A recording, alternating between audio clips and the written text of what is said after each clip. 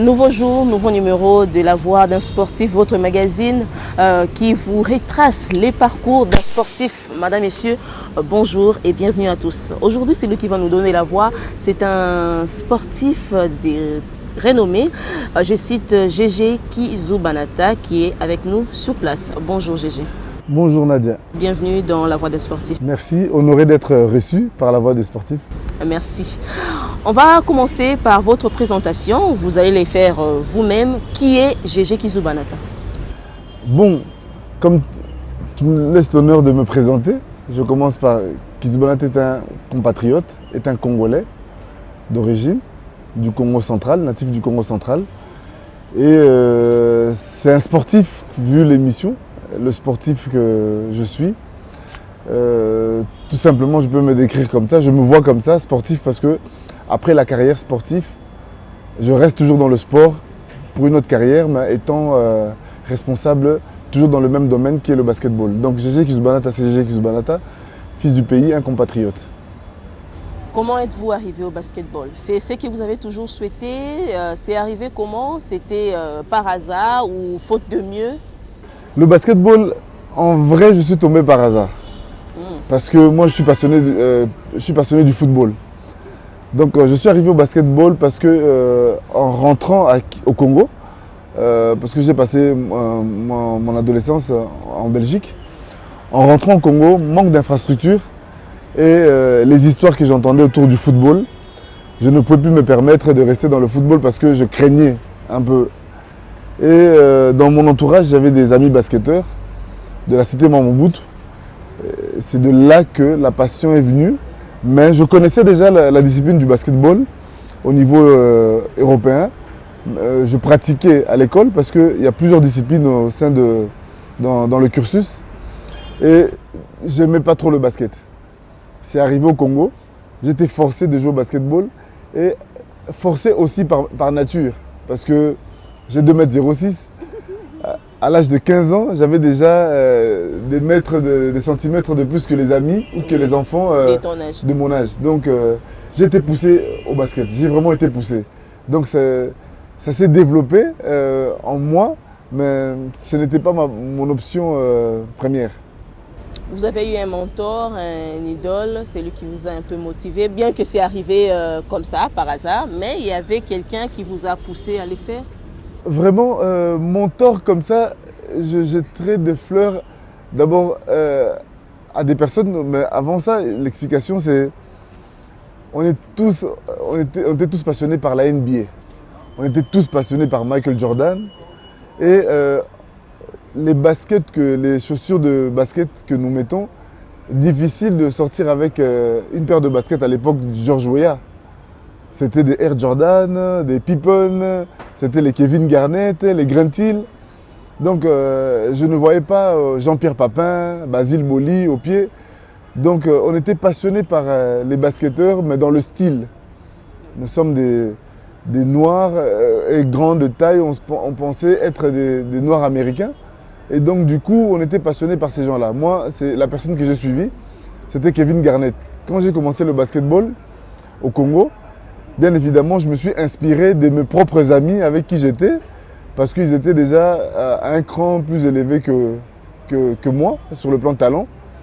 Et que je citerai Dr Mutombo, Freddy Mali, Piero Ilunga, Patou Lomboto, et tous les amis qui étaient autour de moi. C'est des amis qui m'inspiraient. Omar Kibonge, c'est des personnes, je ne dirais pas idoles comme telles, mais je dirais des personnes qui m'ont permis de pouvoir avancer. Mais eux, c'était d'une manière de m'intégrer déjà dans le monde du basketball congolais. Mais les amis qui ont initié avec moi cette envie, qui ont initié l'envie en moi, c'est Sven Sola, Hervé Mouboyae, Indo Makitu, Serge Moirabou, donc Sonny Bumba. C'est des personnes avec qui j'ai initié le basketball au niveau de la cité Mamoubout. Mais l'envie de devenir un grand joueur, c'est vraiment les amis que j'ai côtoyés quand je suis venu dans le monde du basketball. D'accord. Gégé, tu peux nous dire quand a commencé ta carrière professionnelle? La carrière professionnelle a commencé en 2002, quand Si je peux dire carrière professionnelle, pré-professionnelle, c'est quand Mutombodi Kembe, le grand frère, est venu me récupérer ici au Congo pour m'amener avec lui en Afrique du Sud. C'est là que j'ai vu, c'est la prise de conscience du professionnalisme. Et arrivé au Congo, j'ai eu cette grâce-là, Dieu m'a fait grâce, d'être récupéré par des Angolais.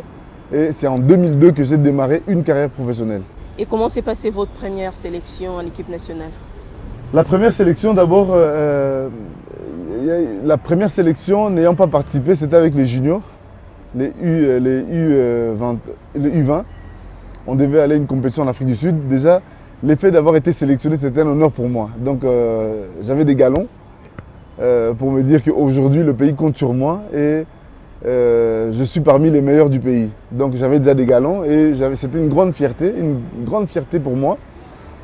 Mais la première sélection en soi, après le raté, c'était en 2007.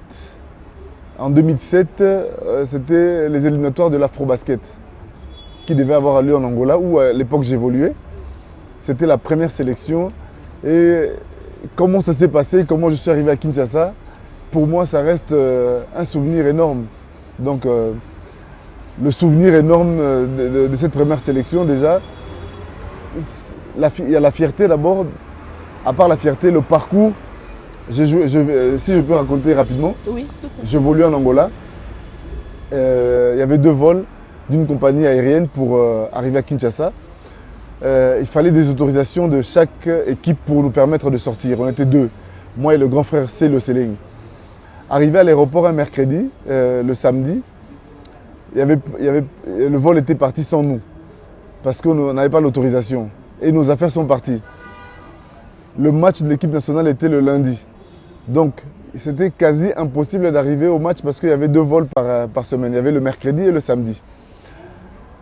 Le samedi en question, on rate le vol et on fait comprendre au Congo qu'on n'a pas pu. Quelle était la solution? Moi, je tenais à ce match parce que c'était pour moi une première. Le Congo m'attendait comme professionnel. Et c'était pour voir aussi de quoi j'étais capable. Le matin, on se réveille, le dimanche, on prend un vol jusqu'à Cabinda. Arrivé à Cabinda, là on est en contact avec la sélection. On arrive à Cabinda, on doit faire les formalités pour aller entrer dans le territoire national, le Congo. C'était impossible parce que c'était dimanche. On était contraint d'attendre le lundi matin. Donc on a encore passé une nuit à Cabinda. De la nuit de Cabinda, le matin à 6 h, on se réveille pour aller à la frontière. On arrive à la frontière, on fait les formalités. On prend un véhicule qui nous permet d'aller jusqu'à l'aéroport à Mwanda. Et de Mwanda, ici à Kinshasa, ils avaient eu à repousser le match. Donc le match d'ouverture devait être le Congo contre le Gabon, contre le Tchad. Ils ont eu à mettre le match d'avant, le deuxième match avant, pour permettre à ce que nous puissions être là pour le deuxième match. Nous sommes arrivés à l'aéroport à Ndolo à 15 h, le match était à 16 h. Le temps de sortir de l'aéroport, prendre la route pour aller au stade des Martyrs où devait se dérouler le match. L'émotion, quand je suis arrivé au stade des Martyrs, le public s'est levé pour voir l'enfant du pays retourner pour défendre les couleurs du drapeau du pays. Et c'est un souvenir énorme. Donc, et je pense que si les personnes qui ont vu ce match se rappellent, j'étais le meilleur marqueur du match. Quand je suis monté sur le terrain, je n'avais pas d'abord de paire de basket parce qu'on a dû récupérer le lendemain nos bagages nous-mêmes à l'aéroport le mardi. Donc le lundi, je devais jouer. J'ai dit au public que je n'avais pas de paire de basket. Il y a l'entraîneur Mozin Mozingo, que je salue. Il avait une paire que Mutombodi Kembe avait donnée. Il a pris sa paire. Il a dit, je donne ma paire à Gégé. C'était une bénédiction. Et de cette bénédiction, je suis monté sur le terrain, le public s'est levé. Et je pense encore à Godzilla, qui est décédé, qui était l'animateur. Donc c'est des souvenirs vraiment. Il s'est mis debout, il a dit, Gégé, vas-y, c'est Pel Sabiso. Donc je suis monté sur le terrain, je ne calculais rien, je ne faisais que marquer. Et le Congo, cette année-là, on a été à la Coupe d'Afrique, en Angola. Et on était sorti premier de la poule, en gagnant le Congo-Brazzaville, le Cameroun, le Gabon, le Tchad. Donc c'est des grands souvenirs comme ça, ma première sélection. Et ça a toujours, c'est resté gravé à jamais dans ma tête, dans mon cœur, tout ça. Très bon souvenir en tout cas. Gégé, dans ton actif, à part les faits d'être basketteur, on compte aussi la fondation qui porte ton nom, la FOGEKI, Fondation Gégé Kizou Banata. Quelle est sa mission? Quel est son objectif? Donc la fondation, objectif, aujourd'hui je dis c'est tendre la main, ça veut dire aux plus faibles. Ça veut dire la faiblesse, c'est défini par rapport à une certaine situation. Donc la personne qui est dans le besoin, moi je me dis aujourd'hui, si tu es face à une situation climatique par exemple et que tu as la possibilité, tu peux le régler. Parce que ce problème climatique, où tu es, dans l'environnement, ça peut détruire et prendre de vie. Si tu es face à une femme veuve, à des femmes veuves, tu tends la main pour aider. Si tu es face aux personnes vivant avec handicap, tu dois tendre la main. Ça veut dire que moi, l'objectif de la fondation en soi aujourd'hui, je dis que c'est une solidarité, c'est une boule d'amour qui tourne et qui s'arrête à un endroit bien précis pour prêter main forte. Vous êtes également entrepreneur. Vous avez votre propre ligne de vêtements, on peut le dire comme ça. C'est déjà ce que je vois là. Vous avez en vous porter le sport en soi. Donc c'est habiller les sportifs. La marque GK Sport. Parlez-nous de votre marque. Aujourd'hui, quand vous dites porter le sport en soi, même le slogan le dit, on est tous sportifs quelque part. Ça veut dire que pour le bien-être d'une personne, la personne doit pratiquer. Alors la marque est là, le slogan est porter le sport en soi. Depuis quand elle existe cette marque? La marque existe depuis 2015. Depuis 2015, la marque existe. La marque existe pourquoi? Je reviens encore deux raisons. La première des raisons, c'est l'année où je suis venu à l'équipe nationale. Malheureusement, j'ai des bons souvenirs sur le plan jeu. Mais sur le plan habillement, on était très loin derrière les autres pays. Alors, c'est d'un souvenir que j'ai pu créer la marque GK Sport. Donc je raconte ça, lors de la Coupe d'Afrique en question, on avait eu la qualification en Angola. La RDC n'avait pas de maillot. On a dû mettre le maillot d'une équipe, une des équipes qui a gagné hier, la Ligue des Champions. L'équipe qui a gagné hier. On a dû prendre le maillot de cette équipe-là, mettre le drapeau de la RDC. Et aller jouer contre des amis avec qui j'évoluais déjà à l'époque, c'était honteux pour moi. Alors, Dieu a fait grâce dans le développement. Arrivé à une période où j'étais un peu stable, je me suis dit, de là, je crée aussi une marque qui pourra peut-être appuyer le pays. Et c'est comme ça que le développement de la marque est venu. La deuxième raison, c'était la fondation qu'on a eu à créer. Ça porte mon nom, mais il y a eu beaucoup de gens derrière qui ont appuyé. Que je salue en personne, je salue personnellement toutes ces personnes-là. Et cette fondation avait besoin de vivre. Et pour vivre, aujourd'hui, j'ai toujours dit, quand tu frappes à la porte d'une personne, la personne te donne 100. La première fois, la deuxième fois, la personne te donnera 50. La troisième fois, la personne ne peut ne pas te donner. C'est disant que j'étais déjà donné. Donc du coup, de la petite notoriété que j'avais, je me suis dit d'autofinancer nos propres activités. Et c'est comme ça qu'on avait créé la marque, les deux raisons qui ont permis à ce qu'on puisse avoir la marque.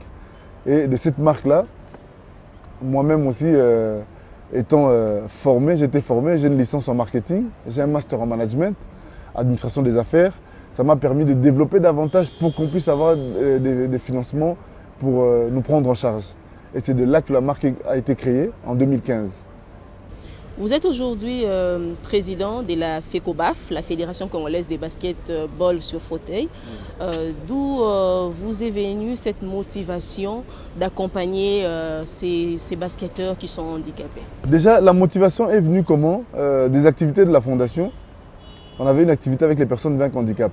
Alors on s'est dit de faire en sorte que mon domaine, qui est le basket, qui a pris une place dans ma vie, qui est comme mon cheval de bataille, le basketball, plus les activités, plus le social, pour faire des activités avec les personnes avec handicap. Mais à ma grande surprise, arrivé le jour de l'activité, moi-même j'ai pris place pour me mettre à la peau de ces personnes-là qui jouent sur fauteuil. Et j'étais ébloui, je suis tombé amoureux comme ça. Donc en jouant, en pratiquant, tout ce qui dégageait, tout ce qui se faisait autour, moi j'ai aimé. Et bien évidemment, je suis tombé au moment où le comité paralympique de chaque pays créait des fédérations pour permettre aux personnes vaincre handicap, pour la promotion des personnes vaincre handicap. Et je suis tombé au bon moment. Et à cette création-là, j'étais là pour prendre les choses en main. Et voilà, on en est déjà à la 4e année. Parlez-nous plus de cette fédération. Comment fonctionne-t-elle? La fédération fonctionne comme toutes les autres fédérations. Nous avons été reconnus par le gouvernement, nous avons les subventions de l'État. Les autorités ont l'œil sur nous, ils nous prêtent main forte, ils descendent. Et là, je remercie le chef de l'État pour la confiance qu'il a donnée à la fédération, à travers son ministre, à travers le Premier ministre, ainsi que le ministre des Sports, pour la confiance. Et la fédération fonctionne normalement. Nous avons un comité en place. Je suis le président, il y a un vice-président, il y a le secrétaire, il y a les trésoriers, il y a toutes ces personnes-là. Et les athlètes sont là. Nous sommes dans 6 provinces. Et voilà, donc c'est comme ça qu'elle fonctionne. Elle fonctionne comme toutes les autres fédérations. Mais nous, on a besoin de plus de moyens parce qu'à la place d'une paire de baskets, nous avons besoin d'un fauteuil.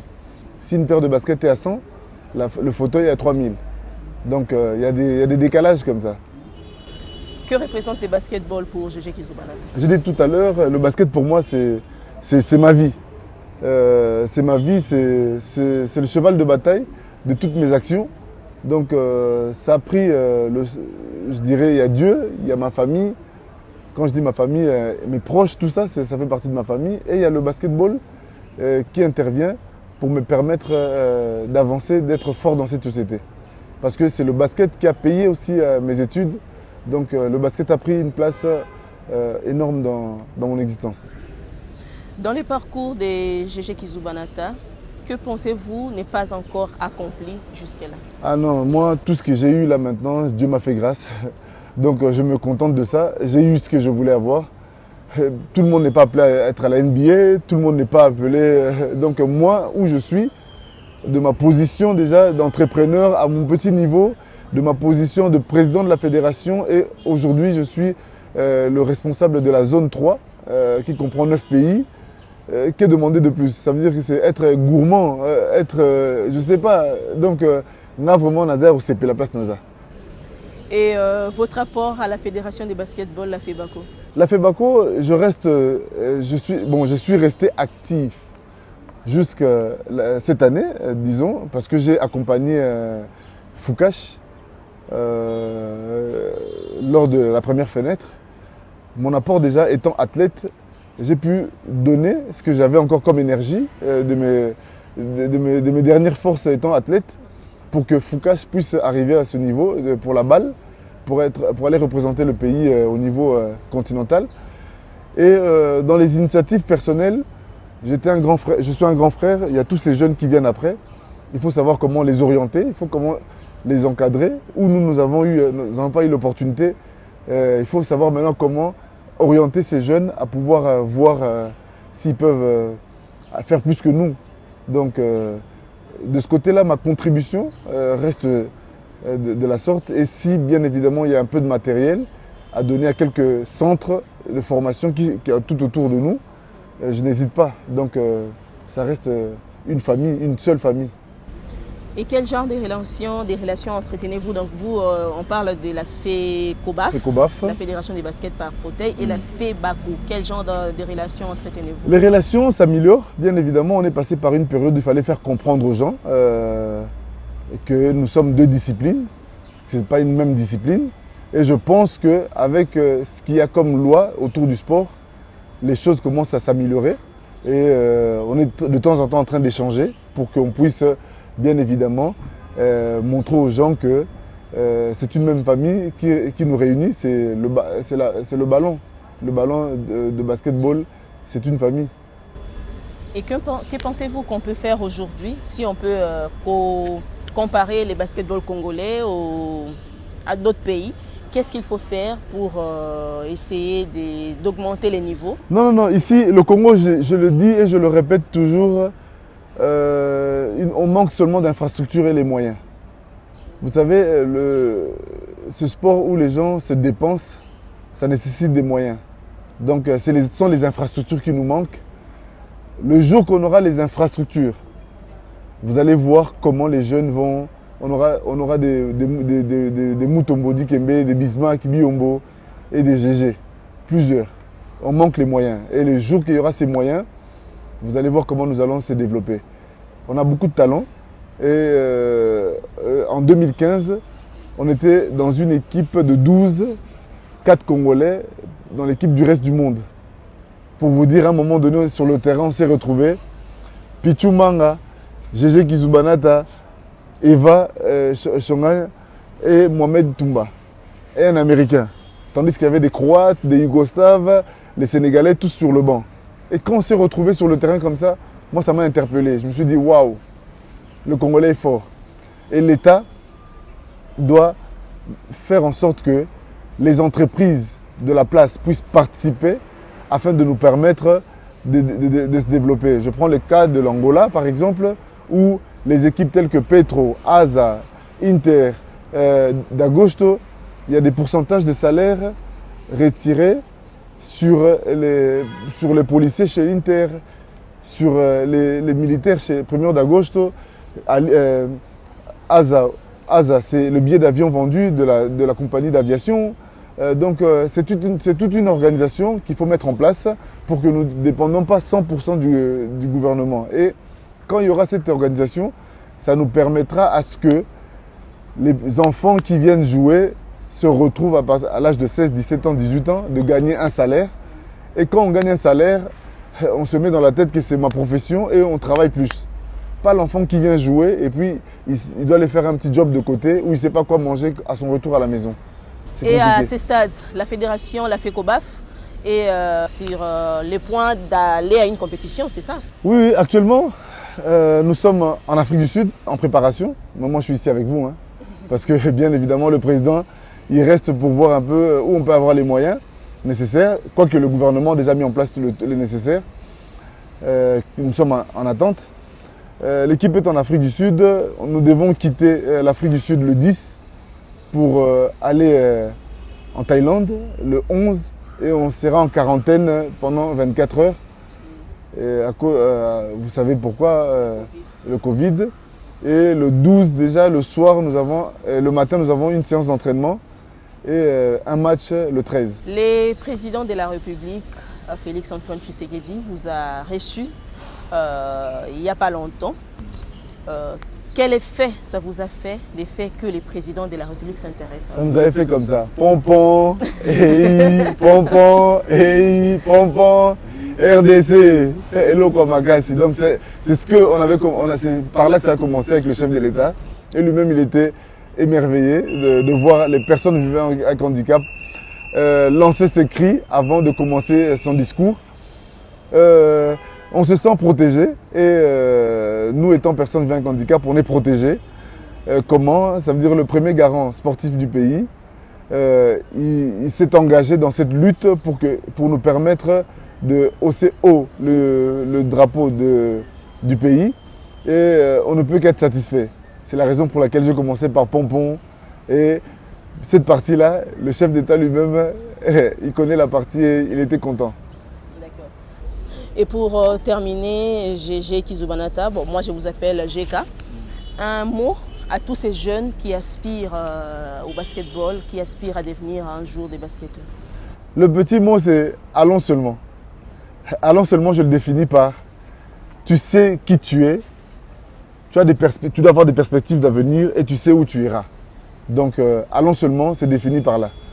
C'est prendre courage frère et avance. Voilà, on a fini pour aujourd'hui avec la voix d'un sportif. La voix d'un sportif aujourd'hui était avec GG Kizubanata, un basketteur congolais des renom, il faut le dire. Merci GG Kizubanata d'avoir accepté notre invitation. C'était vraiment un plaisir et un honneur pour nous. Merci, la prochaine fois je vous recevrai chez moi. En tout cas, l'équipe a bien entendu, c'est noté.